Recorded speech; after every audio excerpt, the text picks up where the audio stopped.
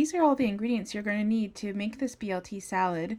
The only one that's not shown here is the pre-cooked grilled chicken breast, which you can add on top of the salad as well.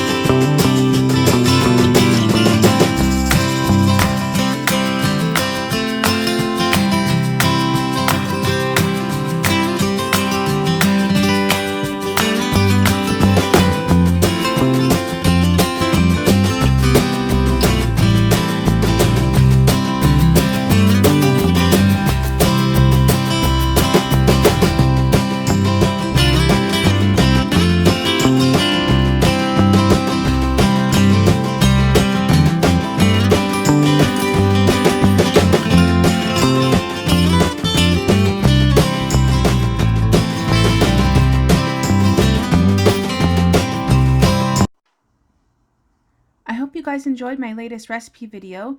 Check out all the details that are in the description box on what the recipe entails and the nutrition information. If you liked the video, please feel free to give it a like and subscribe if you haven't already.